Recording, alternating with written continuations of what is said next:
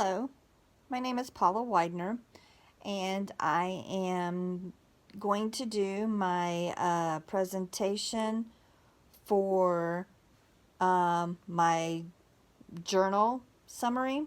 It is Parents' Traces in Life, and today is November 30th, 2020. This is for Cultural and Psychology class with Professor Mike Lee. Um, my journal summary tells about uh, the traces that parents leave in their children's life, beginning at birth and infancy, all the way up through the mature adulthood of their child, which would be up in the age range of 60 and above. Um, the influence that the parents have from infancy, toddler age, adolescence, teenage years is very crucial, is very important to the child. During the infancy and toddler ages, it is very important because during those years is where the children absorb so much of the culture around them, and excuse me, is where the child starts to develop their identity and their relationship with their parents. That's where they start their bonding with their parents, the closeness and the type of relationship that hopefully, if it's a good relationship, will carry out throughout their lifetime. Um, if it's not a good relationship, then maybe over time it can grow to be a better relationship, and then with them being so young, maybe they won't have those memories from those younger years. Um, but it definitely does influence the development of the child and their personality um, through either the affection or the lack of affection that the relationship has through with the parents and the child. Um, we will find out through the method that they use of asking participants to tell about their memories of their relationships with their parents throughout their lifetime. Um, what they consider important memories. They ask them to record 7 of the most important memories that they can recall. They give them about 15 minutes to do so without any interruptions. Um, they instruct them to give them those memories, and then they give them the opportunity after they've written them down to narrate them vocally to them, and um, to try to date them if they can, to see which part of their life that those memories come from, so that they can record how far back an average person can recall their memory um, at the earliest age they can recall their memory. And that's interesting because some people can recall very early age of memory, back into their early toddler ages, and then others can't recall, until they're up past their toddler ages. Um, the importance of this type of research is just basically to see where these memories come from. What part of their lifetime do they come from? And we're finding out that more of the memories are coming from early childhood, like I said, up until about their mid 20s, and then it kind of levels off. And then it picks up again as they become into their mature adulthood, like I said, 60s, 50s, around there. Um, and from what we gather from our research, or what they gathered from their research, is that basically the reason that they suspect that this is happening is because by the time they reach their mid um, adulthood years, 25 through their 40s, they're starting out to become their own person.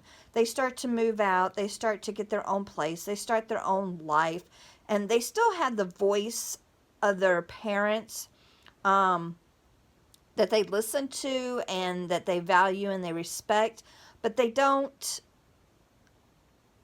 listen to it as closely and as often as they did when they were living under their parents' roof, per se. They start to make their own decisions. They start to come up with their own ideas of what their life will look like, what they want it to look like, what they want it to become. Um, and and though they still respect their parents' advice and words, um, they want to make their own choices. They want to make their own decisions. So those years between 25 and 40s, they they they create their own life. They create their own little world. They start their own families, their own careers, and so the quantity of time and memories that they're making with their parents throughout those years may not be as much, but then the quality of the memories are hopefully making up for the quantity that they're lacking.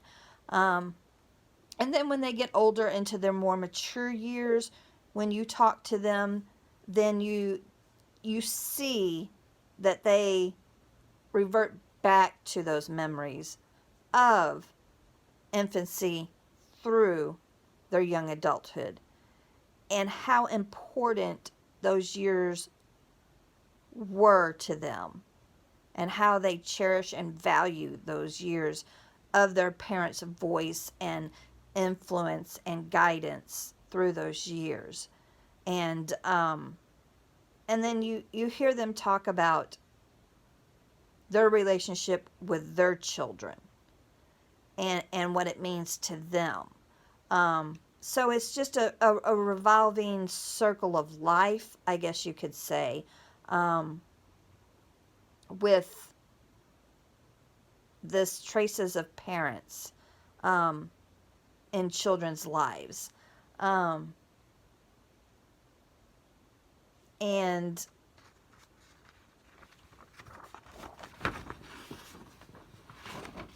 at the end where the discussion takes place, that is basically what it all summarizes to, is that um, you can be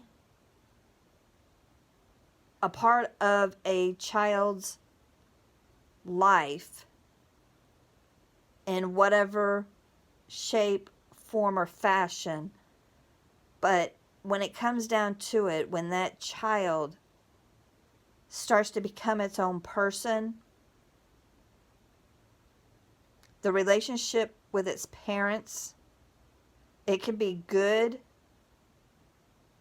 or it could be not so good, But ultimately, the identity that that child decides to have for itself, or the life that that child decides to have for itself, is up to that child or that adult or that person. It can have a good life and a good identity, or it can choose to not have a good life and not have a good identity. We all have choices, and the choices we make are up to us. And the relationships that we have are up to us. Whether we want to be involved in a not so good relationship, or if we have influence to change a not so bad relationship into a better relationship.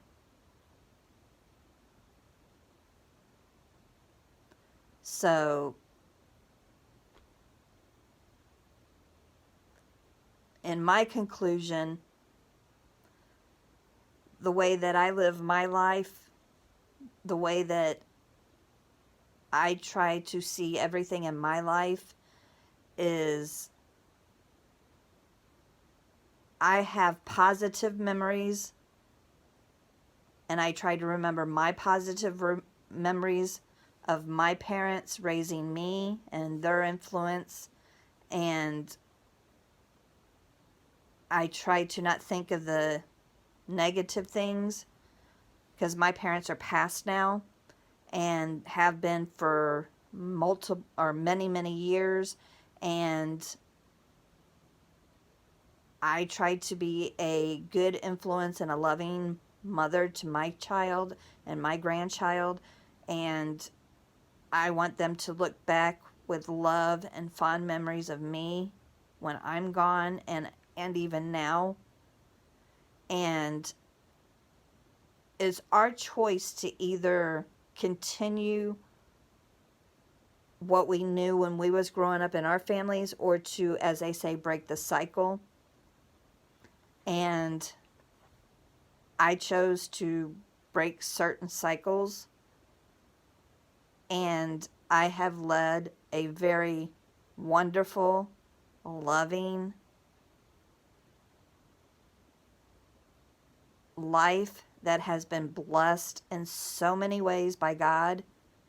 And we have the authority to do that if we choose to.